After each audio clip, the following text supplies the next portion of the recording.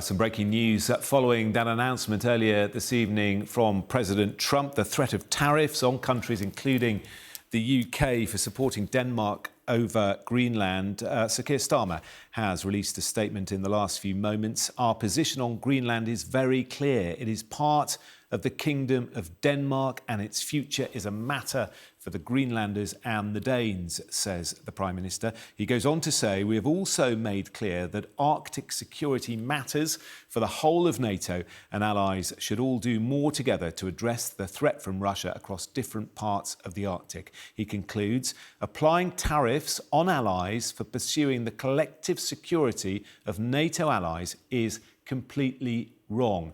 We will, of course, be pursuing this directly with the US administration. Let's bring in our political correspondent, Amanda Acas, who's in Westminster for us. Not pulling any punches, Amanda. It is completely wrong, says the Prime Minister. Absolutely. It's a very strong statement, isn't it? And follows not too slowly on the heels of what we heard from President Macron and the other allies pursuing a very similar line. But as I've been saying, normally, Sir Keir Starmer strikes a much more diplomatic balance in terms of dealing with Donald Trump. He's generally a lot less critical of anything controversial that he's done, even when other allies have been prepared to call him out for some of his behaviour. But I think this really does strike the strongest line that we've heard ever, really, from Sir Keir Starmer, indeed, in saying that applying tariffs on allies for pursuing the collective security of NATO allies is completely wrong, and saying we'll be pursuing this directly with the Trump administration. I mean, it sounds like we don't know, but have they even been speaking to them? Did they have a forewarning of this? We don't yet know what kind of calls have been going on behind the scenes, other than that there has clearly been some kind of collective discussion between the affected European countries in terms of their position.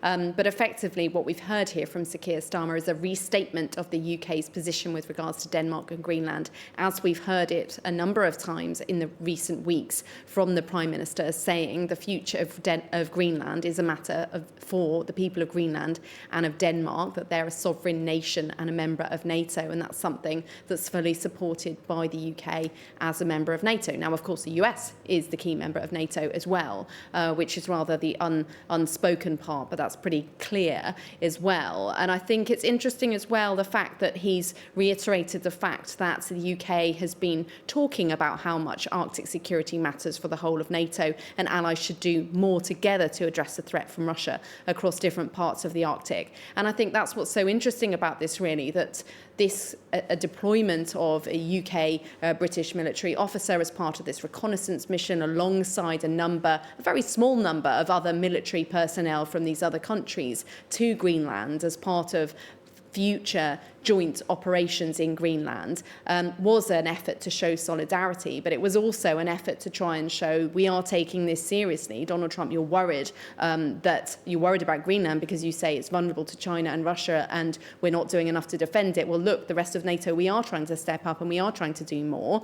Now, clearly, it was only a very small operation in terms of the number of people sent there, relatively speaking, but Donald Trump, clearly from his language, saying that he doesn't know what on earth that they've been doing up there, suggests that he's very unimpressed by this. He sees this as a defensive move against any potential aggressive US military action. And I think what Sir Keir Starmer here is trying to restate the fact that it's about saying we are able to defend Greenland as a collective NATO alliance, but we need to do this together. It shouldn't be about unilaterally trying to seize Greenland or indeed purchase Greenland or force countries into selling Greenland, as Donald Trump is suggesting. Quite what response this will garner from the White House, though, is the next big question.